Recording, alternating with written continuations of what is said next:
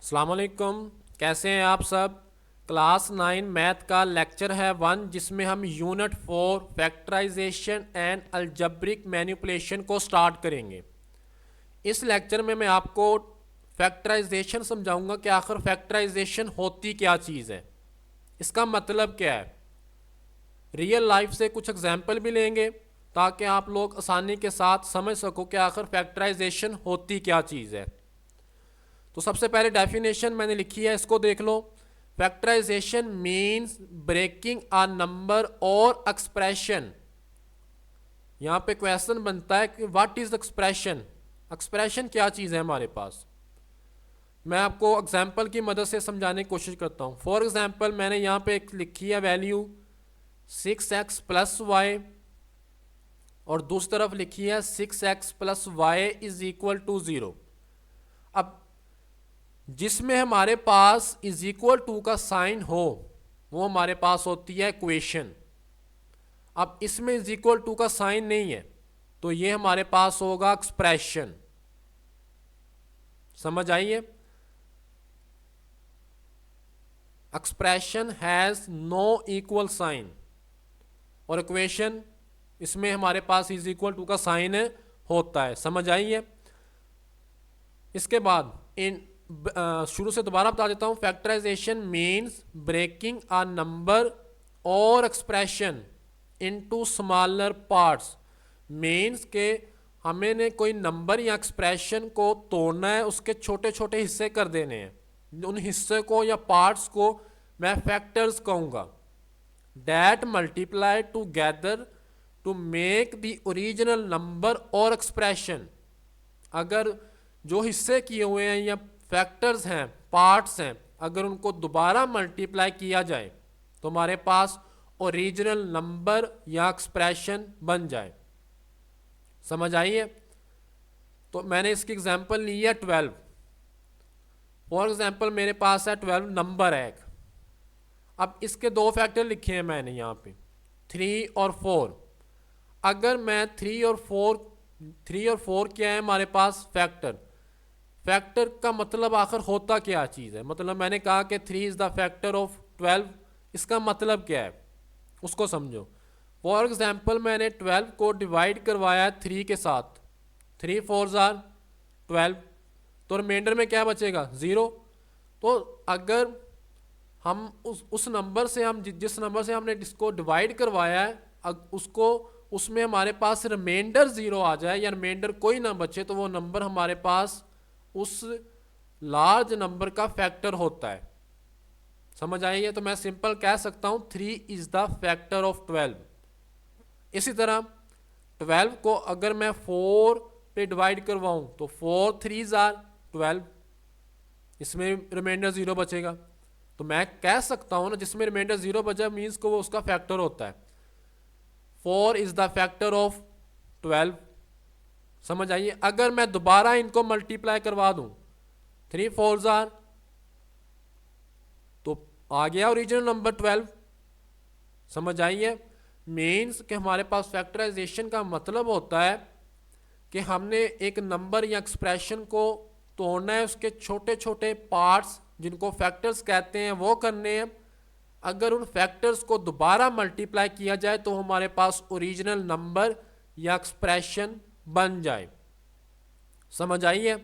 अब हम real life से ना कुछ एग्जांपल ले लेते हैं ताकि आप लोग आसानी के साथ समझ जाओ कि आखिर फैक्टराइजेशन होती क्या चीज़ है। सोचो कि आपने स्कूल के लिए ना स्कूल के फंक्शन के लिए आपने फूड स्टॉल लगाई है। आपने 12 बर्गर, 12 बर्गर्स और 18 शवारमे, 18 शवारमे बनाए हैं। अब आप चाहते हो कि सब चीज़ें ना एक गिफ्ट पैकेट में डाल दें और हर एक पैकेट में इक्वल आने चाहिए, हमारे पास कोई एक्स्ट्रा भी कोई ना बचे। मतलब ना हमारे पास कोई एक्स्ट्रा बर्गर बचे ना शवारमा बचे। तो हमारे पास कितने पैकेट्स बनेंगे जिनमें हर एक पैकेट में इक्वल क्वांटिटी होनी चाहिए। अब वो हमारे पास बनेंगे 6। अब ये बेसिकली मैंने किया किस तरह है, ये 6 आया किस तरह है, 6 पैकेट्स बनेंगे ना इसके। मैंने किया है 12 और 18, इन दोनों में से कॉमन ले लिया है। मीन्स देखो ज़रा कि मेरे पास 12 थे ना, तो 12 को मैं लिख सकता हूँ 6 2s are 12, और 18 को मैं लिख सकता हूँ 6 3s are 12। तो यहाँ से मैं अगर 6 कॉमन ले लूँ तो 6 पैकेट्स ही बनेंगे ना हमारे पास, समझ आइए। तो ये बेसिकली हमारे पास होती है फैक्टराइजेशन। अब हमने किया क्या है, 12 और 18 में से जो कॉमन था उसको बाहर निकाल लेनी। अब यही चीज़ अगर मैं in term of algebraic expression algebra में लिखना चाहूँ तो मैं किस तरह लिखूँगा, इसको थोड़ा सा नीचे कर लेते हैं। अलजबरा में भी लिख के आपको समझाने की कोशिश करता हूँ अलजबरा में हम किस तरह लिखेंगे। मैंने मेरे पास हैं 12 बर्गर्स, 12x लिख दिया प्लस 18 हमारे पास है शवारमे। तो क्या मैं इसको इस तरह सॉल्व कर सकता हूँ कि मैं लिखूँ यहाँ पे 6 2s are 12 plus 6 3s are 18y। अब यहाँ से कॉमन क्या आ रहा था, 6 आ रहा था, तो मेरे पास क्या बचेगा 2x प्लस 3y। समझ आइए। तो यहाँ से भी मैंने इनको फैक्टराइज कर लिया। अब दोबारा अगर मैं मल्टीप्लाई करवाऊँ 6 2s are 12 तो मेरे पास 12 बन जाएगा, 6 3s are 18 तो मेरे पास 18, दोबारा वही एक्सप्रेशन बन जाएगा ना। अब इसमें 6 पैकेट कॉमन सेंस भी थोड़ी सी इस्तेमाल करो ना कि मैंने 6 कहा है तो एक पैकेट में कितने शवारमे और कितने बर्गर आएंगे। मीन्स के अगर फर्ज करो कि मेरे पास ये पैकेट है, इसमें मैंने 2 डाल दिए हैं बर्गर और 3 शवारमे, तो मैंने कहा 6, 2 को जब 6 से मल्टीप्लाई किया तो 12 बन गया। मीन्स के 6 पैकेट बनेंगे जिनमें हर एक पैकेट में 2-2 बर्गर आएंगे और हर एक पैकेट में 3-3 शवारमे आएंगे। समझ आइए। और हमारे पास कोई एक्स्ट्रा भी नहीं बचेगा, ना कोई बर्गर और ना ही कोई शवारमा। समझ आइए।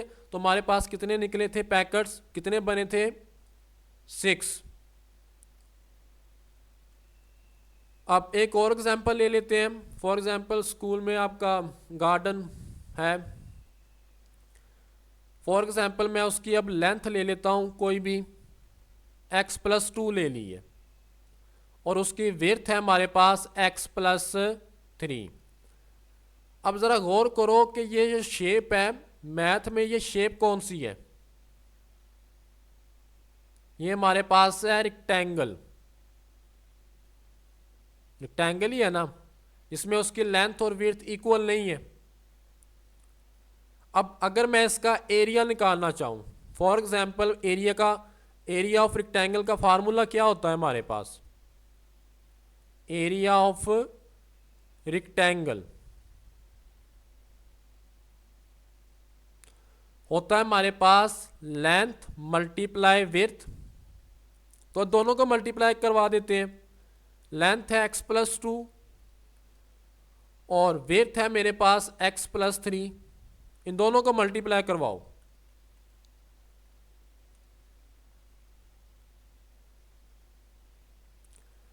अब मल्टीप्लाई किस तरह करवाना है, इस x ने इन दोनों के साथ मल्टीप्लाई होना है।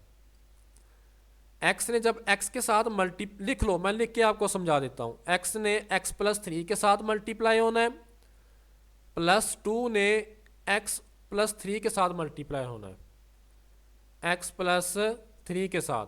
तो x स्क्वायर आ गया। x ने जब 3 के साथ मल्टीप्लाई किया तो 3x, x जब 2 के साथ तो 2x, 2 3s are 6।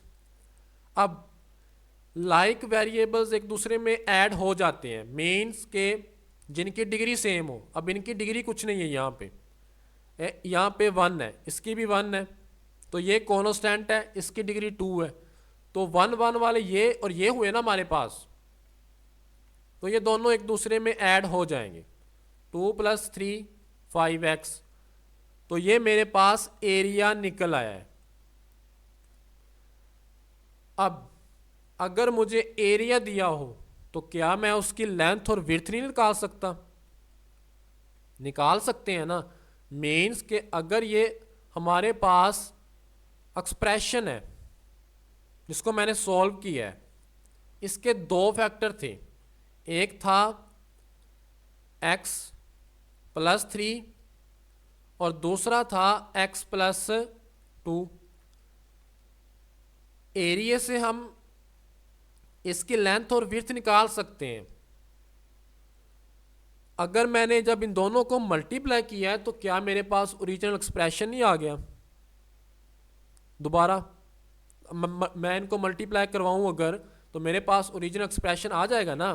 तो ये ही हमारे पास फैक्टराइजेशन होती है।